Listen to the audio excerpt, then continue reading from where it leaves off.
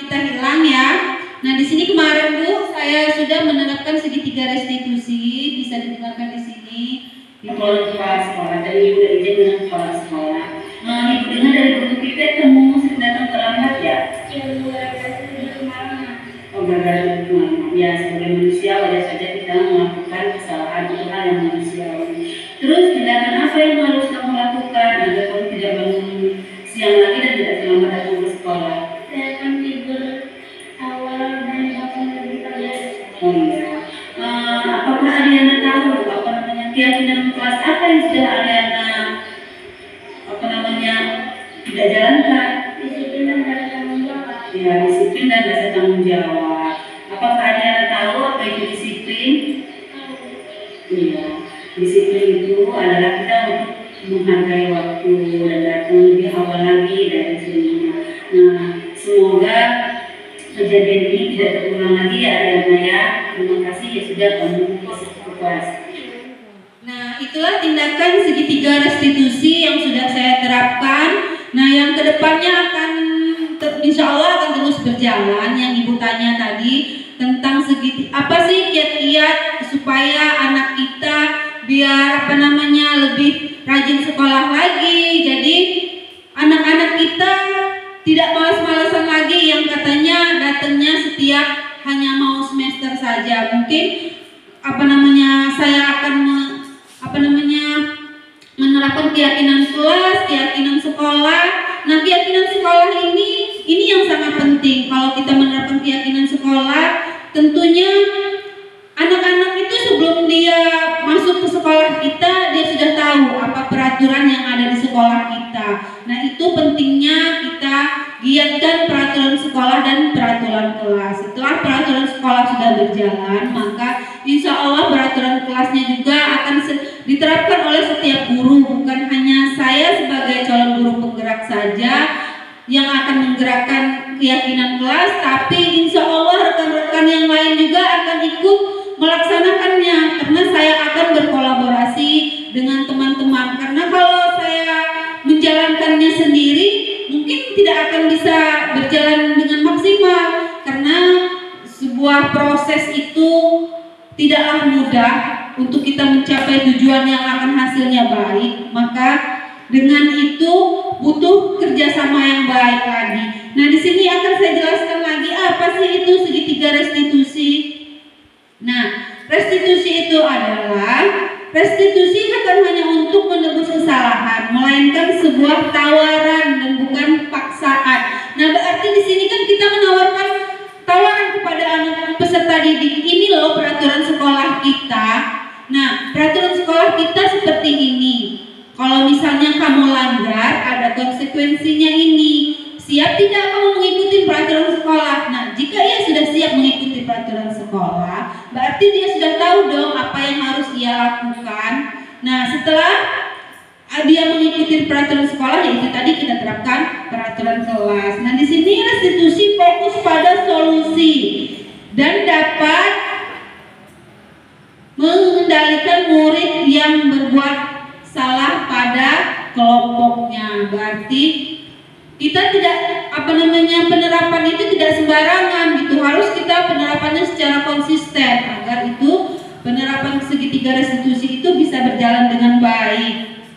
Nah, di sini restitusi dianggap mampu memecahkan masalah murid karena memiliki ciri-ciri sebagai berikut. Nah, ciri-ciri restitusi ini, segitiga restitusi ini memperbaiki hubungan. Terus itu tawaran bukan paksaan, kebutuhan dasar yang mendasari tindakan. Terus tindakan yang paling baik, menguatkan. Terus berfokus pada solusi. Restitusi fokus pada karakter bukan tindakan. Nah, restitusi kita ini fokusnya kepada tindakan kita, bukan kepada fokus pada karakter bukan pada tindakan. Jadi kita harus fokus pada karakter peserta didik kita. Seperti itu. Jadi kalau kita fokusnya kepada peserta didik, otomatis kita akan menjalin kedekatan kepada peserta didik kita. Jika kita sudah menjalin kedekatan kepada peserta didik, ya insya Allah semua itu akan berjalan dengan lancar. Nah, apalagi itu tentang segitiga restitusi. Nah, segitiga restitusi ini adalah suatu proses dialog yang dijalankan oleh guru atau orang tua agar dapat menghasilkan murid yang mandiri dan bertanggung jawab. Segitiga restitusi tahapannya yakni memvalidasi tindakan yang salah, terus menanyakan keyakinan. Yang pertama tadi menstabilkan identitas ya. Nah, karena posisi kita gangguannya sinyal, mungkin ibu-ibu tidak bisa melihat ya, jadi makanya saya bacakan saja. Nah, di sini segitiga restitusi di sini ada 3 tahapan: menstabilkan identitas, terus itu validasi tindakan yang salah, menanyakan keyakinan. Nah, dari video yang sudah saya tayangkan tadi, nah itulah tindakan-tindakan yang akan kita lakukan kepada peserta didik. Nah, tindakan kita kepada peserta didik ini kita lakukan secara face to face. Kenapa kita lakukan? Agar tidak membunuh karakter peserta didik itu tadi. Jadi kalau peserta didik itu merasa dia salah, dia tidak malu dengan kawan-kawannya gitu. Jadi dia merasa oh iya dia dihargai gitu. Terus dia bisa menemukan suatu permasalahannya itu sendiri gitu.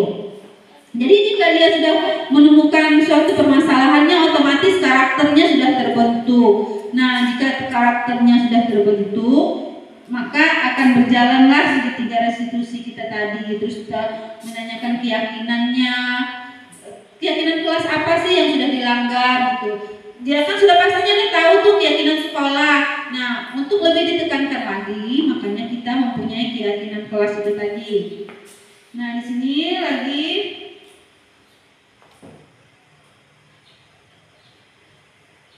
terus ada prinsip-prinsip dasarnya nih. Prinsip dasarnya itu ada menstabilkan identitas. Prinsip dasar menstabilkan identitas itu membuat kesalahan adalah hal yang wajar. Nah, kita beritahukan kepada peserta didik itu bahwa kalau kita melakukan kesalahan itu adalah tahapan yang wajar, bukan kalau kita melakukan kesalahan, oh ya kamu salah gitu, bukan. Karena kita sebagai manusia pasti kita merasakan pernah melakukan kesalahan, karena kita yang sempurna hanya Allah ya, bukan kita sebagai manusia yang penuh hilaf dan dosa.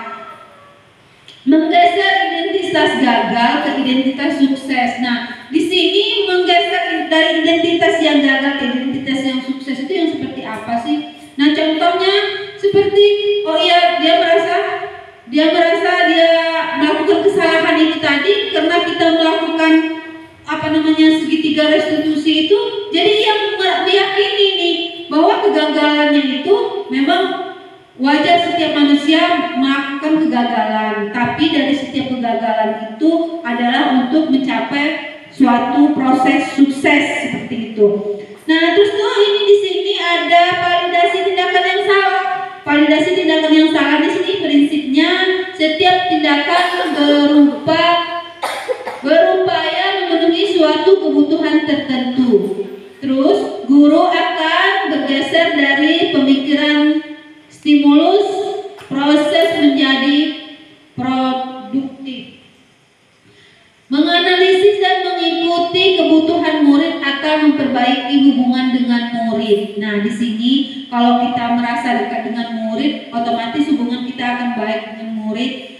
Maka banyak sekali lah kiat-kiat kita ini dengan segitiga restitusi untuk gimana caranya saya nanti dan kawan-kawan akan berkolaborasi supaya meningkatkan minat anak peserta didik kita segini sekolahnya. Terus program-program yang pernah saya lakukan akan terus kita laksanakan, seperti yang saudaraku sholat di duha baca Al-Quran itu bukan hanya di pelajaran saya agama saja, tapi nanti akan terus kita terapkan ya. Alhamdulillah kan masih tetap kita berjalan nih sampai sekarang, belum ada kendala, masih berjalan walaupun cuma sehari itu satu ayat masih tetap berjalan. Nah, insya Allah kedepannya kita akan teruskan lagi seperti ini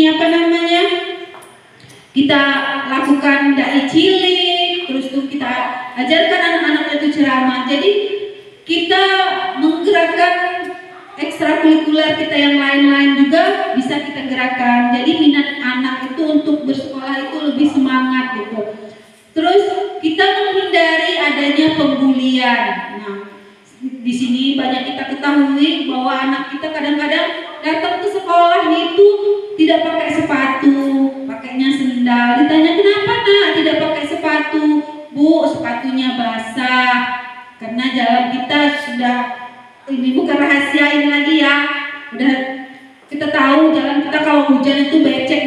seperti apa, sedangkan anak-anak kita itu rumahnya jauh-jauh gitu, terus mereka jalan kaki. Terkadang kita bingung, anak itu jarang masuk sekolah, kenapa gitu. Pernah saya datengin anak peserta didik waktu itu kelas 7. Kenapa nggak masuk sekolah? Nah, dia bercerita orang tuanya seperti ini. Gimana Bu, dia mau datang ke sekolah karena ia menjaga adiknya kalau saya sedang bekerja. Nah, itu pernah saya ceritakan waktu proses saya di CGP pertama itu saya ceritakan di situ. Kenapa sih? Ya karena itu permasalahan kita peserta didik kita itu bukan kayak sekolah-sekolah kita yang di kota sana, karena kita di pelosokkan sini peserta didiknya banyak di bawah ngomongnya itu miskin kita bilang taraf kemiskinannya itu kita sebenarnya gak enak sih taraf ekonomi kan.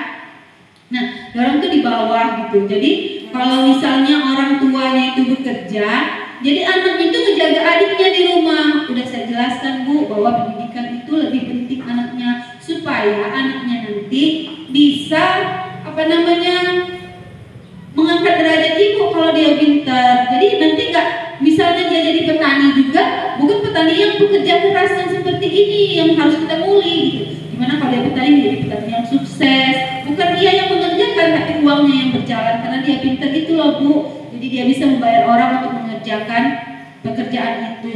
Nah, yang untuk sekarang ya harap maklum Bu, tapi lain kali insya Allah kata ibunya bisa sekolahnya lebih efektif lagi. Ya, saya jelaskan kemarin itu, Bu, kalau misalnya anaknya sekolah dulu paginya, sorenya ibu ini, ya gimana Bu? Karena ini kan juga nggak setiap hari katanya sekolah. Kalau pas ada borongan kerja aja, ya kita juga bingung sih ya. Mau kita paksakan disiplin biar dia sekolah setiap hari.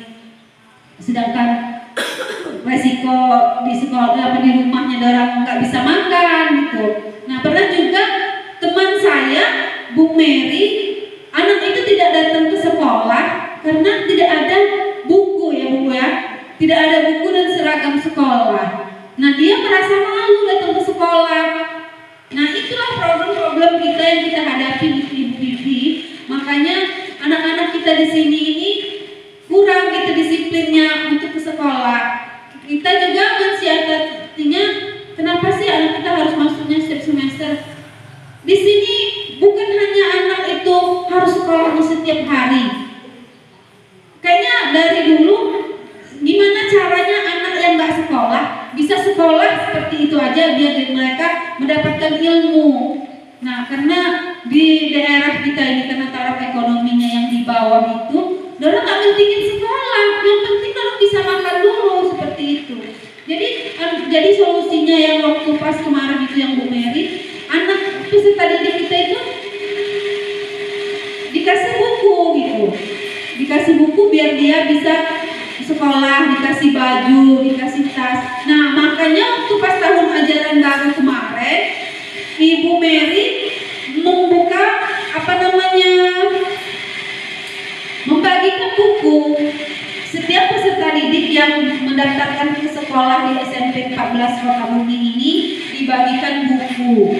Nah, agar anak-anak itu yang nggak mau sekolah bersemangat. Ada juga peserta didik kita yang tadinya berhenti sekolah, dia nggak mau karena malu gitu, jarang sekolah, dia nggak ada buku, nggak ada tas, nggak ada sepatu, dia berhenti sekolah. Nah, kami datangin tuh sama-sama semua guru ke sana. Kenapa alasannya nggak sekolah? Ya alasannya seperti itu, karena nggak ada untuk beli buku, beli baju, beli tas.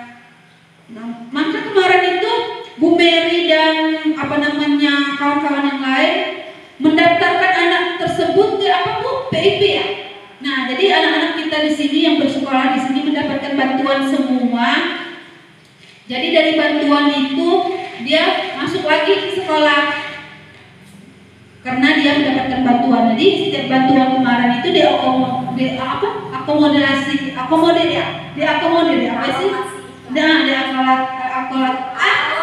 alokasikan ke pakaian diberikan situ. Jadi kami sebagai guru yang membimbingnya. Nanti kalau misalnya dibawa ke rumah, uang itu diberikan untuk kebutuhan makan minum gitu. Jadi kami berikan kasih pendapat kepada orang tua, Bu, ini nanti kita berikan uangnya seperti ini yang didapat, ini yang kami berikan baju. Ya alhamdulillah juga orang tuanya sangat senang anaknya bisa bersekolah lagi di sini gitu. Jadi kita di sini tuh merekrut anak-anak yang nggak mau sekolah biar jadi sekolah gitu. Kalau misalnya kita tuntun benar untuk kedisiplinan, ya tidak, ya nggak akan mau 100% gitu ya. Seenggaknya 80% sudah berjalan, ya alhamdulillah gitu. Nah, di sini dari restitusi tadi di sini menanyakan keyakinan tadi, prinsip murid akan diberikan pernyataan bermakna untuk memunculkan motivasi secara intrinsik maupun mampu mengkaitkan dengan tindakan yang salah. Nah, di sini tentang pernyataan bermakna untuk memunculkan motivasi secara intrinsik. Nah, kita memunculkan tadi motivasi secara intrinsik itu dari dalam diri dia. Oh iya ya, saya sebagai seorang anak petani seperti itu, saya tidak mau loh nanti saya menjadi petani yang gagal. Jadi nanti kita kasih masukan ke anak itu supaya mereka lebih giat lagi sekolah, lebih giat lagi untuk belajar gitu.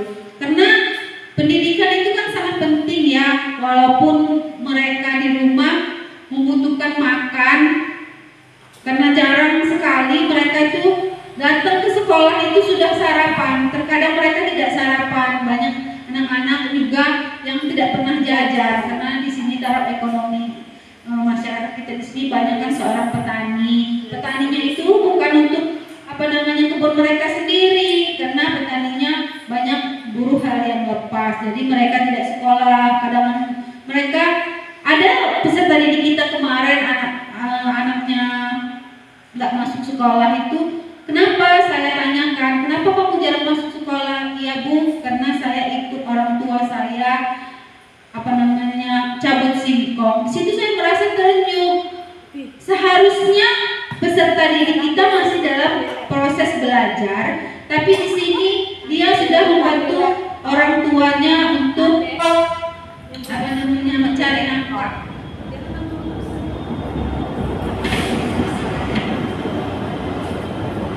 Di sini kita sebagai dewan guru harus memberikan contoh yang baik kepada peserta didik kita.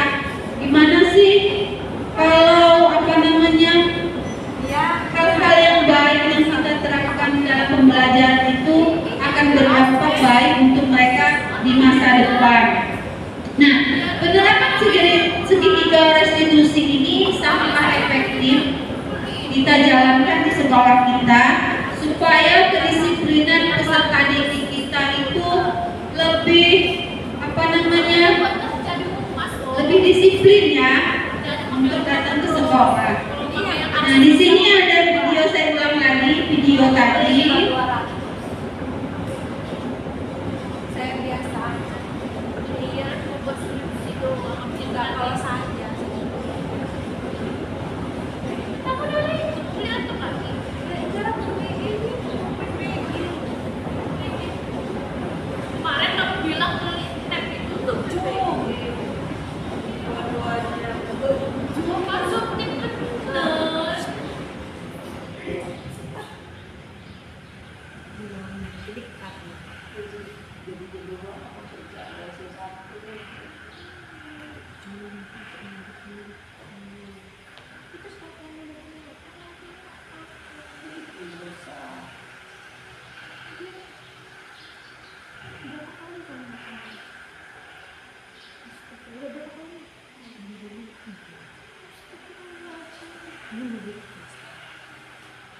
Kita terhalang sinyal ya Bapak Ibu, jadi kita nggak bisa pakai proyektor, terus laptop juga muter-muter ngadat-ngadat. Maklum ya Bapak Ibu, alhamdulillah waktu pas presentasi awal kita berjalan lancar ya. Ibu dapat laporan dari Nah, ini penerapan kasus yang kedua ya.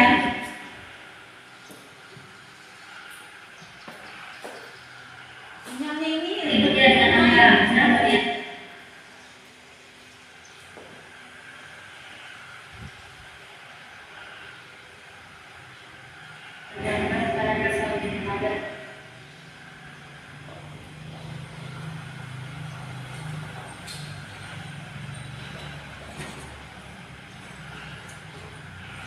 Padahal baru lah ya.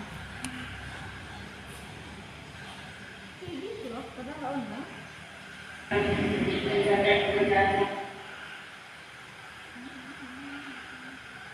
harap maklum ya Bapak Ibu, harapan itu Oh, sebentar ya. ya wajar sih kita mungkin. Boleh di apa namanya minumnya diminum dulu Bapak Ibu atau buatnya dimakan sambil kita menonton video ya. Karena terganggu sinyal, jadi harap maklum. Jadi posisinya ya. terus barangkali ada yang melakukan kejadian itu tidak terulang lagi.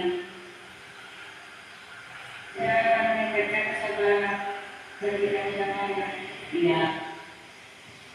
Ada yang lebih kita lagi rasanya ada yang marah.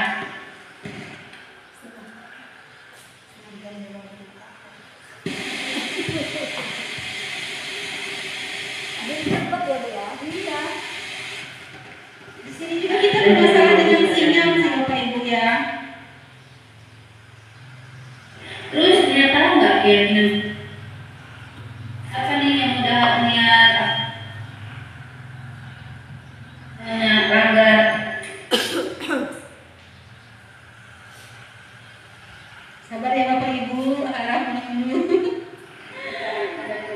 Di sekolah kita ini sangat luar biasa ya. Suka dari rasa saling menghormati dan menghargai ya. Nah, disiplin apa namanya tindakan rasa saling menghormati dan menghargai sama kawan itu harus terus kita tingkatkan ya ternyata rasa apa tadi yang dia bilang? Nah, kewajiban kewajiban itu harus perlu kita apa namanya terap. Buat ini.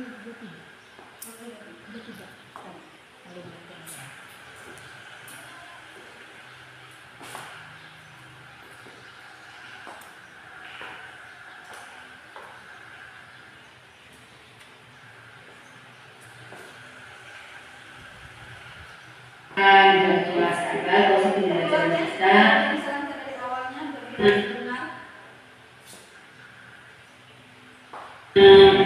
niat tadi ibu dapat ini dari apa namanya Walaupun diulang dari awal masih tetap sama ya Bapak Ibu ya. Masih tergantara sinyal kita. dia dengan angka kenapa dia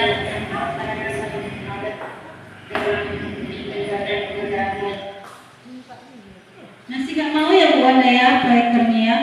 Ya gimana mau pakai proyektor Bu? Coba kita pagi Bu Anda. Iya. Di laptop kita aja dia. Muter-muter. Dihidupin.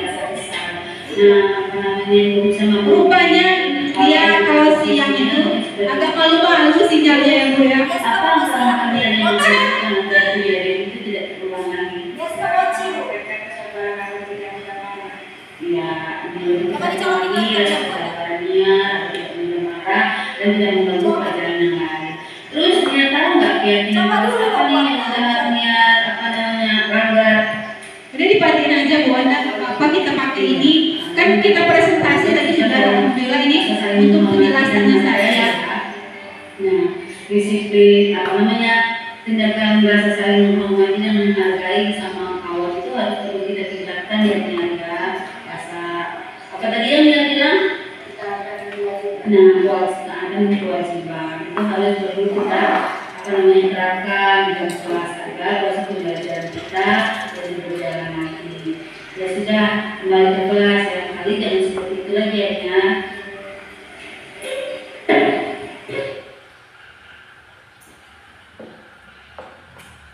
Nah, dari kasus yang kedua tadi, kasusnya hampir sama dengan kasus yang pertama.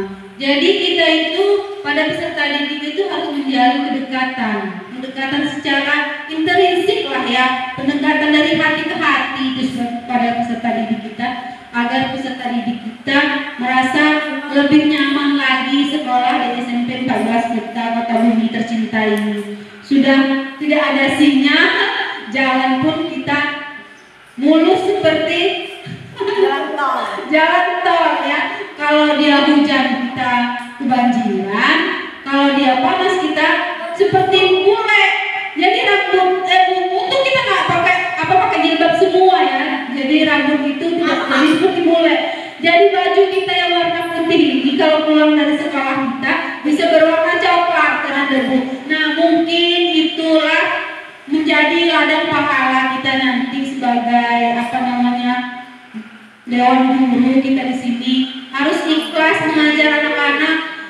Mungkin di sini kita jangan hanya membahas gaji ya. Kalau kita membahas gaji, ya nggak enak lah untuk kita jelaskan. Tapi kita mengharapkan pahala dari Allah karena salah satu ilmu yang bermanfaat itu yang akan kita sampai yang akan kita dapatkan di akhirat kelak. Karena guru ini apalagi guru honorer ini ya Bu Anggi ya, Bu Wanda. Guru honorer inilah yang benar-benar guru tanpa tanda jasa. Nah jadi kita sebagai guru, walaupun kita saya sendiri sebagai guru honorer, nanti Ibu Anggi bisa ikut juga seperti saya sebagai guru penggerak nanti insya Allah akan dibuka. Sekarang udah bisa dibuka lagi angkatan 11 dan 12 angkatan 12 ya, kami dengan kawan saya Bu Mary kami ikut di angkatan 10. Nah supaya banyak rekan-rekan kita yang masuk guru penggerak di SMP 14 Putra Kota Bumi, kita buktikan tuh yang tadinya sekolah itu kalau kita jelaskan ngajarnya gimana Bu di SMP 14 Kota Bumi. SMP 14 Kota Bumi itu gimana ya Bu, nggak pernah dengar. Nah kita tunjukkan ke orang-orang luar sana bahwa SMP 14 Kota Bumi itu ada gitu, dan peserta didiknya juga bagus-bagus dan gurunya kreatif semua. Jadi apalagi di sini kan kita guru-gurunya guru-guru muda semua, jadi banyak inovasi-inovasi yang akan kita terapkan kepada peserta didik kita. Mungkin dari dulu yang permasalahan kita memang tentang disiplin itu ya Bu Pipi ya. Jadi kita akan lebih tingkatkan lagi, kita tunjukkan kepada masyarakat di sini dengan adanya sekolah Ibu Pipi ini guru penggerak. Itulah kiat-kiat saya dengan Bu Mary Astuti yang akan kami terapkan untuk tahun ajaran baru ini, yaitu keyakinan sekolah dan keyakinan kelas kami yang akan kami tekankan kepada orang tua agar nantinya nggak ada lagi nih alasan anak-anaknya membantu orang tuanya untuk menjaga anaknya atau menolong orang tuanya untuk membantu orang tuanya ke ladang upahan ya di sini ya kalau ini harian itu. Nah jadi anak-anak mereka nanti bisa membantu mereka untuk mencari nafkah, untuk memenuhi kebutuhan itu di jam pulang sekolah gitu. Nah jadi disitulah sudah kita jelaskan tentang keyakinan sekolah, keyakinan kelas, agar anak-anak kita lebih membangun karakter yang sesuai dengan profil pelajar Pancasila. Kita sebagai peserta didik yang harus menghamba kepada murid agar murid kita mencapai kesuksesan yang setinggi-tingginya. Bahkan kita harapkan nanti anak peserta didik kita lebih sukses dari kita. Nah ada juga peserta didik kita dari SMP 14 yang sudah bergabung di sini kan ya Bu Maria, Bu Agi, Pak Sulis, Bu Adia, Bu Ana Setiana, mereka sudah selesai dari sekolah perguruan tinggi. Alhamdulillah lulusan dari SMP 14 Kota Bumi bisa masuk Unila kan? Mampu bersaing. Nah seperti itu. Nah dulu aja belum ada guru penggerak, apalagi sekarang sudah ada guru penggerak dan akan diikuti oleh guru-guru yang lain. Insya Allah sekolahan kita SMP 14 Kota Bumi ini akan menjadi lebih baik dan akan bisa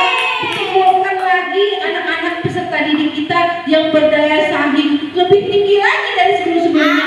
Nah, sedang anak didik kita sudah mampu mengajar juga di sini, yang tadinya kita sebagai guru dan murid, sekarang kita menjadi teman sejawat.